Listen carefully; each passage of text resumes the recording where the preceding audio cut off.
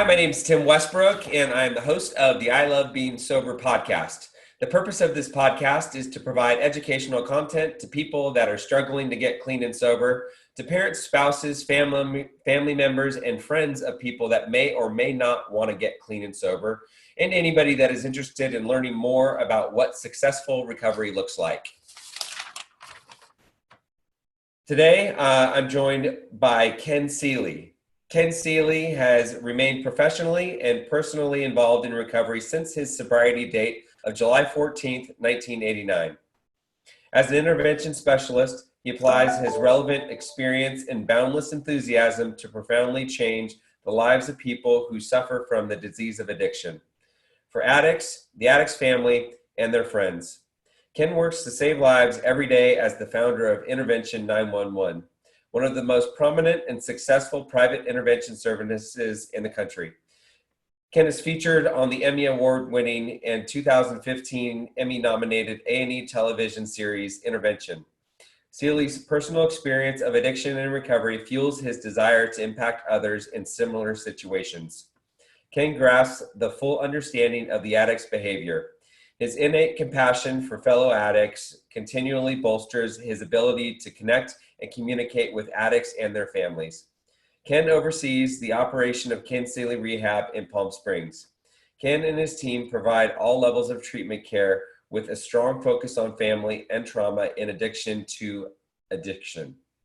Ken founded the International Coalition of Treatment Providers to help bring about more transparency to industry ethics through a partnership with PwC. The third-party audit gives facilities an opportunity to demonstrate that they are compliant with best and ethical practices in the area of marketing, clinical provision, and client care. Ken, welcome to the show. Thank you so much for joining me. Really appreciate you taking time out of your day. Yeah, it's great to see you. It's been a while. It's been a while, and we've all been on lockdown. So these times are uncharted to say the least. To say the least. So Ken, I guess we can get right into it. Tell me a little bit about you and kind of how you entered your recovery. I got sober, like you said, in 1989, and I didn't want to get sober. I had no plans on getting sober. I got fired from my job, and they intervened on me. And I thought if I go to treatment, it'll extend the time for my unemployment by going on disability first. So I decided to go to treatment for that reason and that reason only. And I've been sober ever since. So I'm just really, really one of the lucky ones that jumped in and did everything possible to save my life, because I know I would never be alive right now if I didn't get into recovery. Amen. I can relate to that. So you got sober the first time?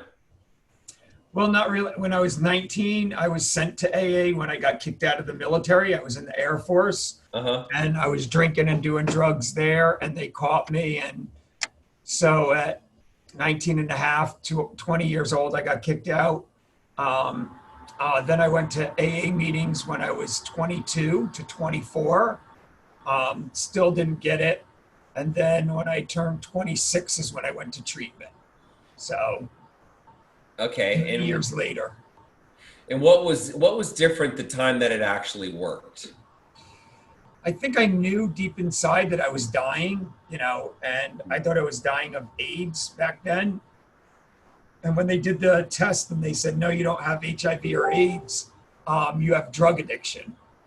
It really clicked for me because I knew I couldn't stop doing crystal meth. I tried a few times, but I'd get a few days here and there and then just get so tired that I needed more. And that vicious circle for 4 years, and I was just exhausted. So I think when the doctor told me that I was dying from this and I'd be lucky to have HIV or AIDS because I would live longer than I will with this addiction and this disease.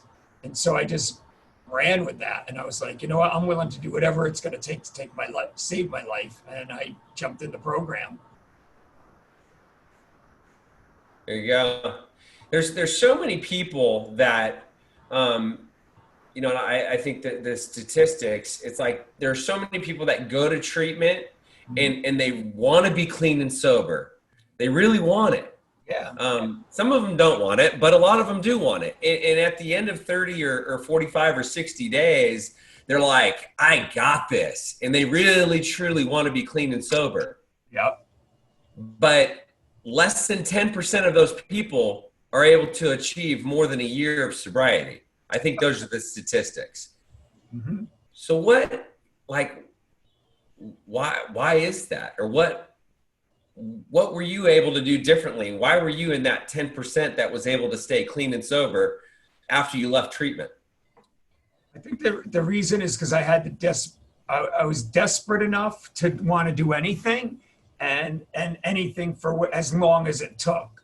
And I still feel that way today. Like if you were to tell me today, Ken, your recovery's in jeopardy and we think you should go to treatment, I will go today. Even with 30 plus years sober, I would still go because I don't want to lose this for anything more than anything in my life. So I think you have to be at that level instead of me saying, you know what? No, I got 30 years clean. I got this. I don't need any more help.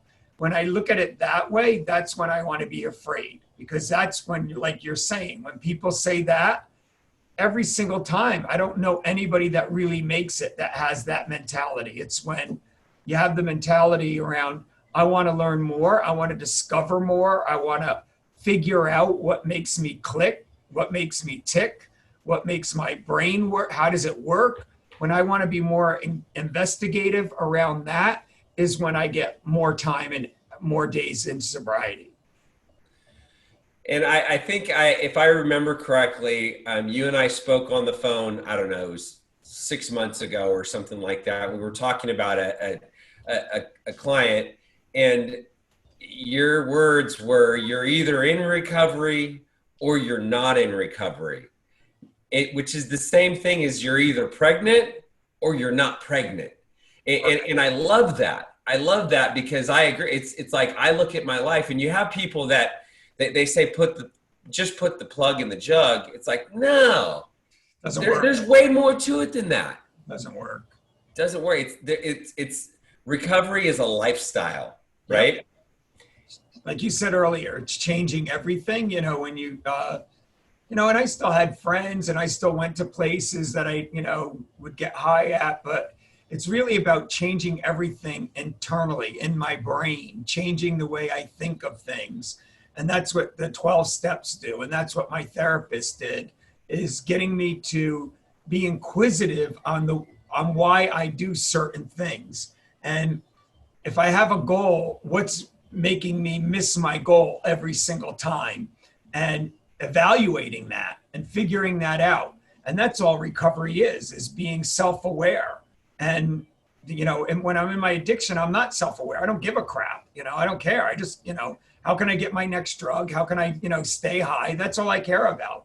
So to get to the place mentality in my mind where I feel like I want to learn more on not going down that road, but going down this road that's going to reach my goal. This is my nightmares over here. I don't want to go down that road. I live down that road. I want to go down this road.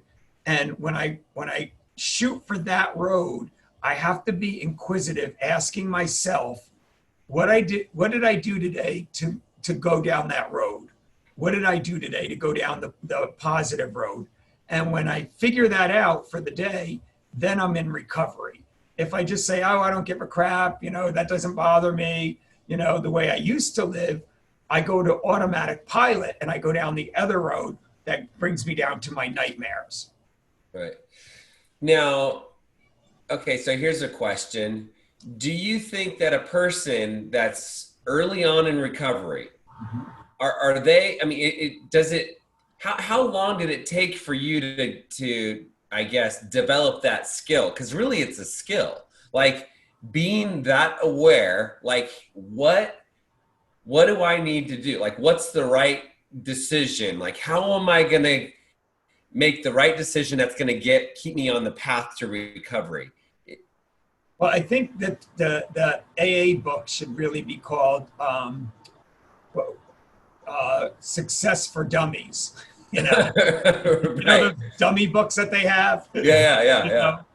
Because I'm not really intelligent that in that way. Where I failed third grade. I just never like.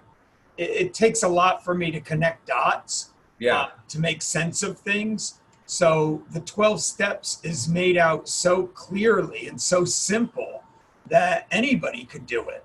And so all I had to do is follow those 12 steps and stay committed to them, and putting that as priority over my relationships, over my job, over everything. And as long as I put that priority and figuring that out, my dreams become a reality. And when you asked, how do I do that? It's like going to the gym. You don't go to the gym one time and say, oh, look how beefy I am. I'm doing really good. Look at my arms, they grew. And, that doesn't happen going to the gym one time. That happens going to the gym every single day, working out and staying fit. When I was at the gym a few months back or a year ago, some guy came up to me, and we were there every morning at 5 a.m. And he goes, going to the gym is like brushing my teeth. It keeps me physically fit and mentally sane. And recovery is the same exact thing. You're not going to get it if you put it on the back burner. So I went to the gym every single day for 10 years in my first 10 years of recovery. While I was going to the gym for those 10 years, I was physically fit. I was feeling good physically, mentally, but I stopped and I got into working. And when I started working 24/7, I stopped going to the gym. So my muscles weren't as tight. I wasn't as fit. It's the same exact thing. I got to stay on that spiritual path, just I got to stay on the physical path, or else I fall down to where my nightmares become a reality versus my dreams. Make sense? Yeah, it's kind of like in order to stay physically fit, you have to keep on going to the gym. If Yep. you get physically fit by going to the gym every day and then you stop going to the gym, Yep. you're going to lose it. Yep. It's Exactly. the same thing with being spiritually fit. Exactly. It's the same thing. You have to be consistent, and you've got to continue practicing. You've got to continue practicing, because if you get away from it, then bad things can potentially happen.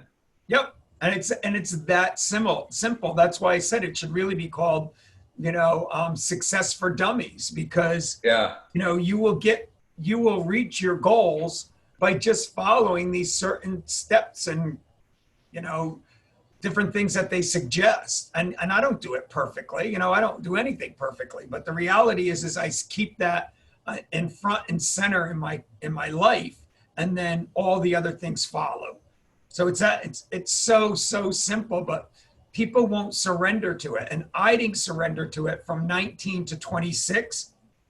I refused to surrender to it because surrendering meant I was weak in my mind. Surrendering meant that I can't do it in my mind.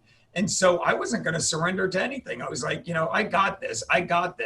Those people can't handle it because they don't know how to do their drugs and drink.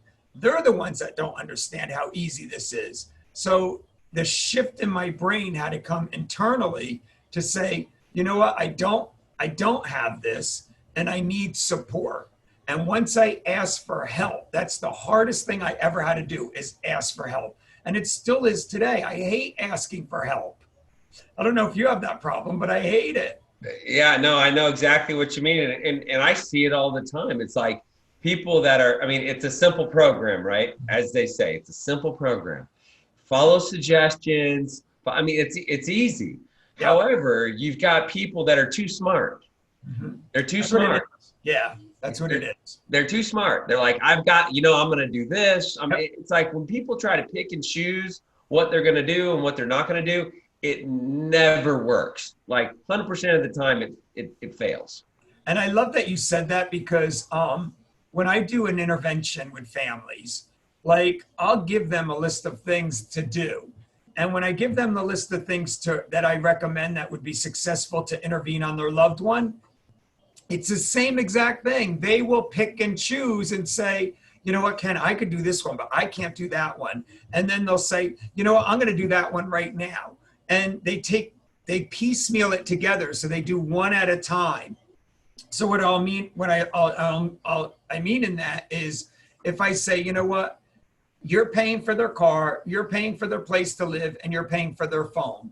Take away all of those and say, I'm not giving you a place to live. You have a place to live and it's in treatment. And so you cannot stay here. I'm turning off the phone and I'm taking away the car because the car is in my name. And they say, no, I'm not doing, I'm not going to go. Screw it. I'll be in the streets. Okay. They pick the streets. You didn't pick the streets. They pick the streets. Mm-hmm. So they say, Ken, I can't do that. I just can't do that. But I'll turn off their phone. Or I'll take away the car. That's usually the first one. And then I'm like, okay, so now they get used to taking the bus and used to asking for rides. And that just becomes their norm now. So they're used to not having a car. So then they say, well, Ken, that didn't really work. So maybe I'll take away their phone. So you take away their phone and turn off their internet because they're not going to give you back the phone. You turn it off. And then all of a sudden they're using it at the internet at the grocery store, or using the internet at the Starbucks or wherever they're at. And they're still got access to, social media and all of that. So it's not that powerful because they got used to not driving around. They got used to not having a phone. And now you say, okay, we're going to throw you out. And then they get used to not having a place to live. So when you piecemeal it together, like you're talking about, there isn't that punch in the gut that's going to say, okay, I give up, I'll do whatever. Because we piecemealed it apart. And now that it's piecemealed apart, they get used to that. And that's why we have so many homeless people out there today. Because they get used to living at that next level, at that next level, at that next level, to now where they're homeless and they have nothing. But they get used to it. It becomes their norm. And if we could raise their rock bottom, if they're up here with their car, their phone, their job, their place to live, and we could bring it down, instead of them going all the way down and getting comfortable of being homeless, we're raising it. We're raising the bottom. And that's why people with interventions, it doesn't work when they start piecemealing it. It doesn't work in recovery when you start piecemealing it. You got to be in 150%. Yeah, let me try to do it my way first, right? I'm say okay. Yeah. Good luck. So let's back up and let's share with everybody what it is that you do. Let's give some background. And I mean, now you're the owner and founder of Intervention 911. How long have you been in business? So I got sober 1989. Then I started working in the field. I did not work in the field at the capacity that I do. I managed a 12-step recovery facility in LA. So I worked in recovery, but it really wasn't, it was just collecting the rents from the 12-step meetings at the clubhouse. I did that for like 3 years in my first 10 years of sobriety. And then I went into interventions when I had 10 years clean. Okay. So 20 years ago, I started doing interventions. Mm-hmm. And then about 10 years ago, I opened up sober living. And then about 5 years ago, I opened up treatment. Mm-hmm. So now I'm doing all levels of care. I'm doing treatment, aftercare, detox, residential, PHP, IOP, every single level of care I'm doing now out here in Palm Springs. Mm-hmm. And why are you passionate about working in recovery? Because I see how families aren't getting it. Like, it just breaks my heart when you see two people come in and they want the same thing, but they're not speaking the same language. And this is what drives me crazy about treatment centers that don't do this. And most of them won't do this is, okay, I have a relationship. I have a father and a son that come into my facility. And usually a treatment center, I've been doing this, like I said, for over 20 years. And most treatment centers will get a little bit of information from the dad, and their son's in treatment, but they won't get all the details. What's your son's hustle? What is it that makes your son tick? And when you gather all that information from the dad and the rest of the family, and you use that to keep them engaged in recovery and educate them on that, because every addict, like when I got into treatment, I got fired from my job. That was the stick that got me to say, okay, I'll go. Yeah. Everybody goes in with a stick. Nobody wakes up and says, oh my God, I just got a raise today. I'm going to check into treatment today. Yeah. Nobody gets sober on a winning streak. Let me call Ken Seeley Rehab and see if they have a bed, because this is going so well. That raise is really going to help me pay for this. Yeah. People don't do that. That's not the way this works. They go into treatment when a stick hits them. Something hits them that hurts enough to say, I don't want to live this way anymore, so I'm going to change this.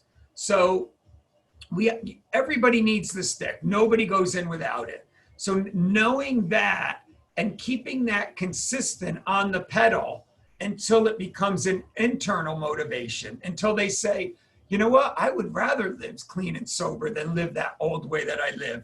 And that could take 30 days or that could take 5 years. We don't know when it is, but we use the family, so the father and the son, to come up with a family agreement.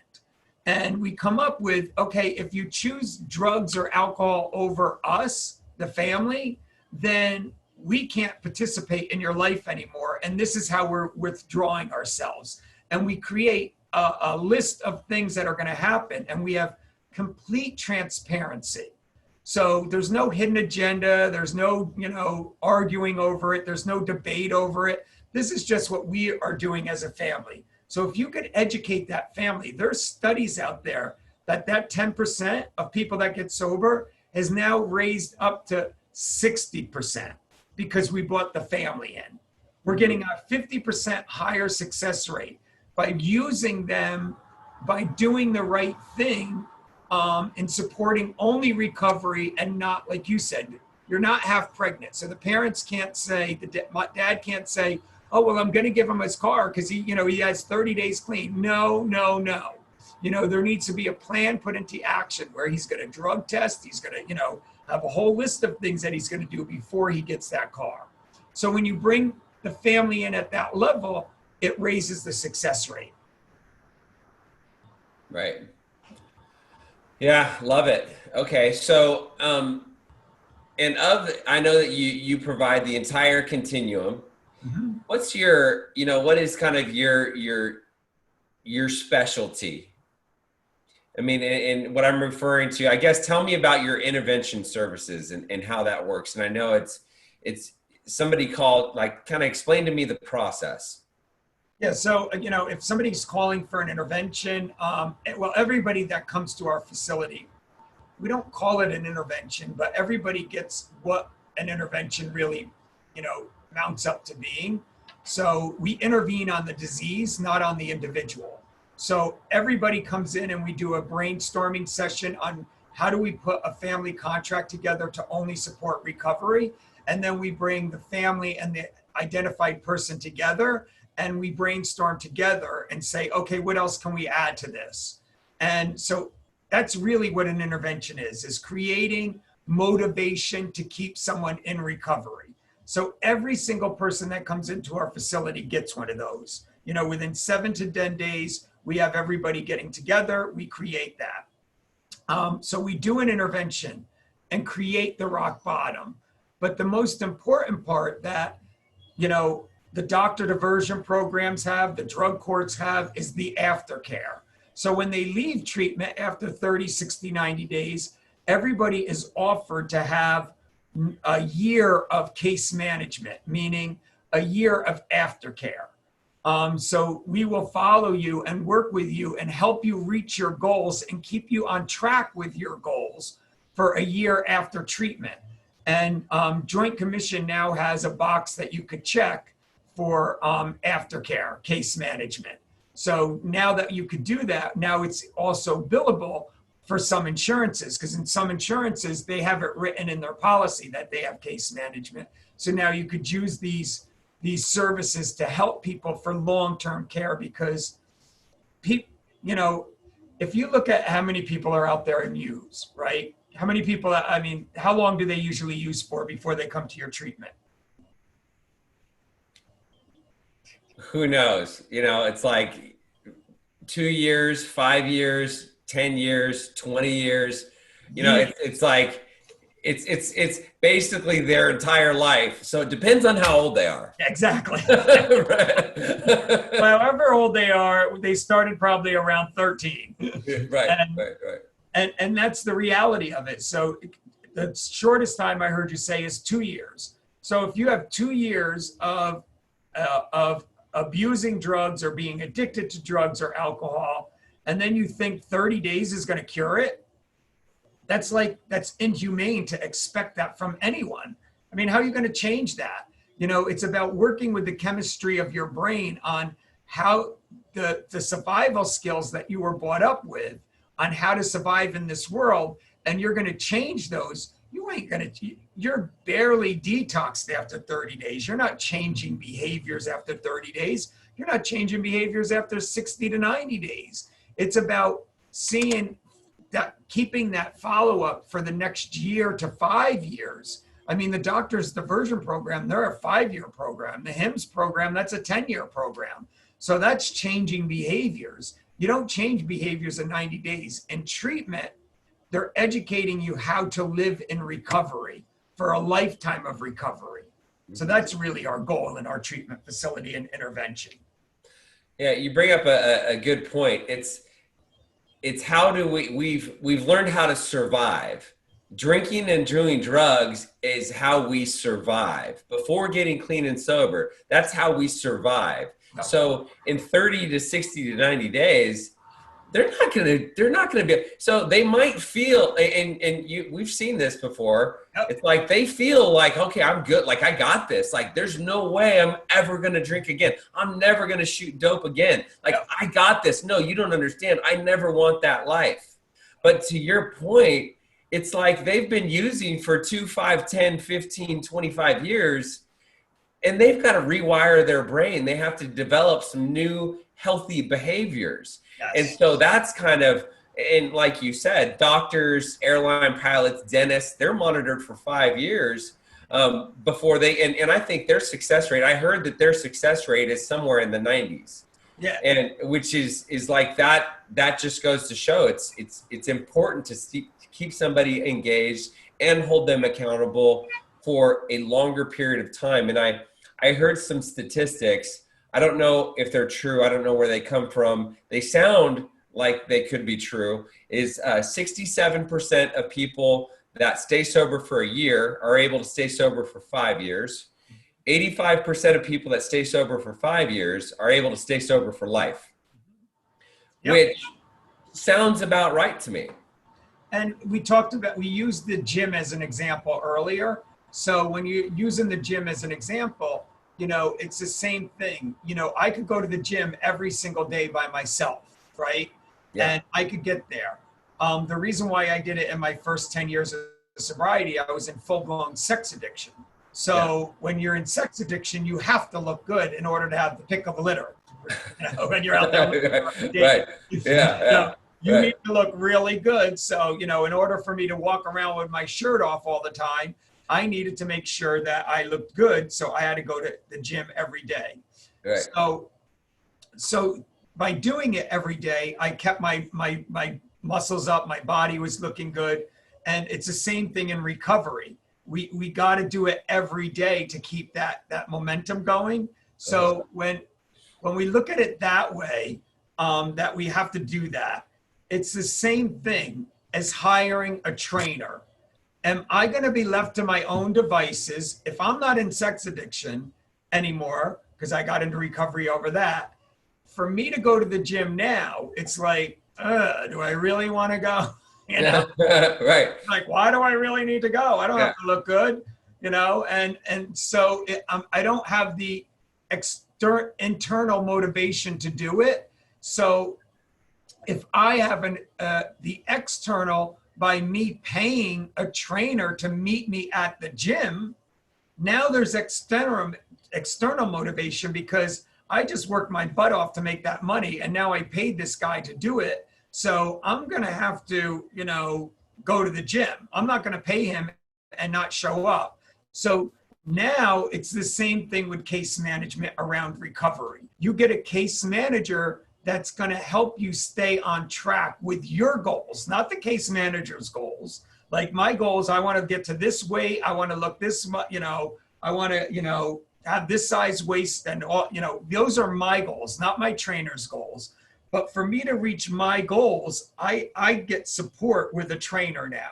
Mm-hmm. So it's the same thing. If I want to be in recovery and I really want this, like you said, I know so many people go through this and they want it more than anything in their lives. They want to get off drugs. They don't want to live this way anymore.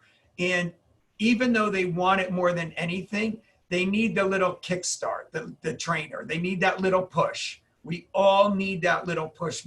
Left to our own devices, there's very few people out there are self-motivated to do this type of stuff.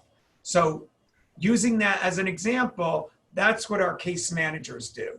And our case managers are all over the country. We have people all over the country that will help slowly guide you into recovery and keep you on track with your goals, not the case manager's goals, not the parole officer's goals, not the medical board's goals, but your goals. Let's find out what your goals are and put them up here and say, okay, did you do this today? Because we're gonna put a treatment plan together on reaching your goals. So that's what case management really boils down to. So in your opinion, what's the importance of that aftercare plan, including case management? If you compare, you've got detox, you've got inpatient treatment, and then you've got the aftercare, which is going to be anywhere from 1 to 5 to 10 or whatever. Yeah, I mean, if you really want to be in recovery, you spelled it out very clearly. You said, pilots get a 90%, doctors get a 80%, nurses get a 60, 70%, drug courts get a 60, 70% success rate, but going to treatment for 30 to 90 days gets a 10%. So what percentage do you want to be in? That's what it boils down to. What do you want? How bad do you really want to stop this? Because if you really want to stop it and you want to follow the protocols that others that were successful, then this is the way to do it. Follow theirs. Don't follow yours. Don't say that 30 days I got this, 60 days I got 90 days. I still don't have this, whatever this is. Right. I'm still working at my recovery. And if we could get you and keep pushing you and nudging you.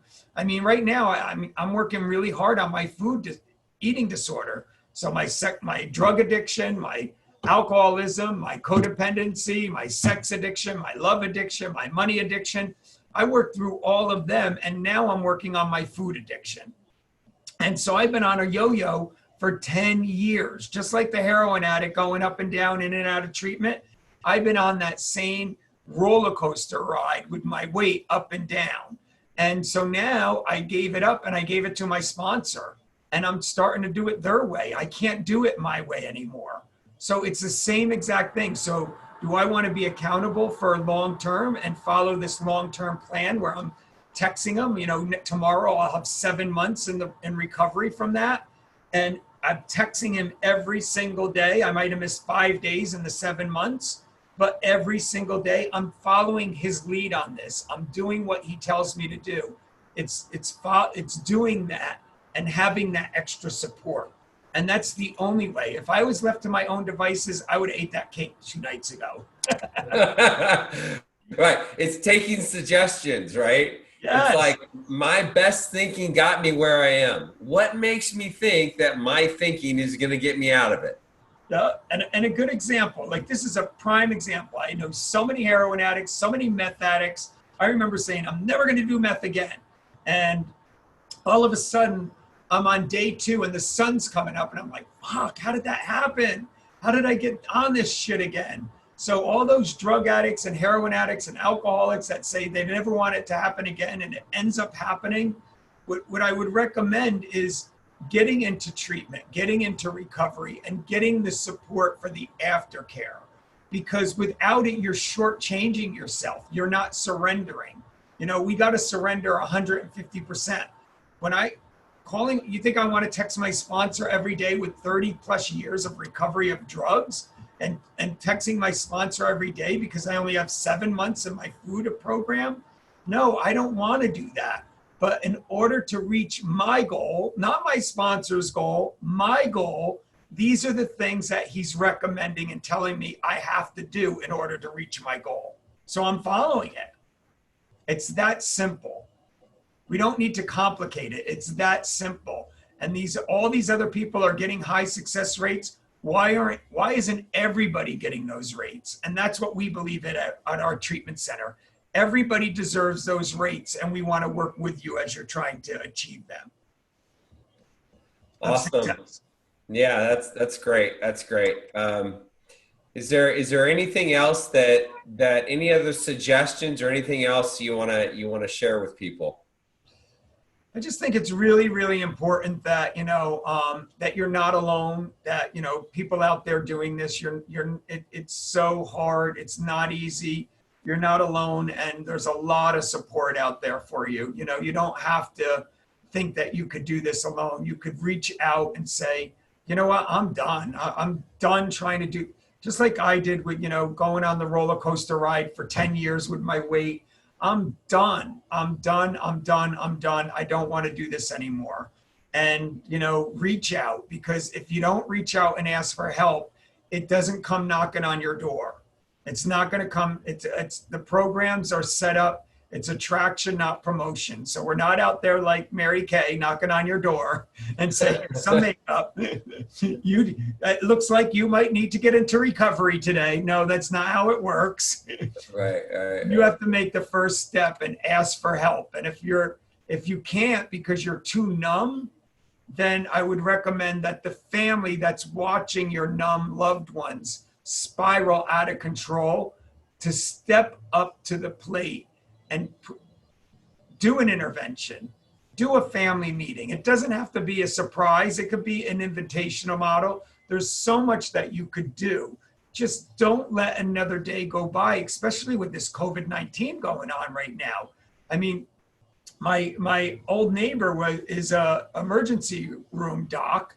He's a trauma surgeon. And he says right now, he's getting more people in his emergency room over mental health than COVID-19 because people can't handle the isolation. This one guy stabbed himself in the neck trying to kill himself, and he had to do surgery on that. So that's where we're heading right now. Mental illness and mental health is so bad in our country and in the world right now with this COVID-19. There's a lot of people suffering, and you don't have to suffer alone out there. Reach out and help. Pick up the phone and make that call. Call me, call him, you'll help, right? I mean, we want to help people. We're all here to help. And just not that I want to go down this rabbit hole right now, but with COVID-19 and the social distancing, it promotes isolation, which is the opposite of human connection, right? And many say that human connection is the opposite of addiction. Yep. I mean, unemployment rising, like addiction is rampant right now. Mental illness, suicide, like there's so many, like it's bad right now. It's bad. And so, Ken, to your point, like anybody out there, if you need help, if you're looking for help, if you think you might need help, like I'm available for a phone call. Ken, Ken, why don't you share with people how they can get a hold of you? Yeah, you could just go to kenseeley.com or call us at 866-888-4911. But if you're like me, go to our website. I think Ken Seeley Rehab has it on there, or kenseeleycommunities.com has it on there, or I think Intervention 911 also has it on there. We just added a new feature on our website is click to text. So all you have to do is just click in, you'll chat with somebody live. Because if you look at my texts, how many came in today? I mean, I can't even count how many texts come in. But phone calls, they don't come in anymore. I don't pick up the phone to call anyone. I'm texting all day long. And I think that's just the way of the way the future and the way people communicate in today's world. So if you don't want to talk on the phone, because I don't want to talk on the phone, I'm sure, you know, who wants to talk about this stuff on the phone? You could just text us and somebody will get right back to you. And we already had like 3 admits in the last 2 weeks just by doing the text, adding the text. Wow. So Good stuff. Well, thanks again, Ken. I really appreciate your time. I enjoyed our conversation, and enjoy the rest of your week. And bye, everybody. Thanks for listening. yeah, Tim, thank you so much. Keep up the good work and saving lives over there. All right, take care. Bye now. Bye.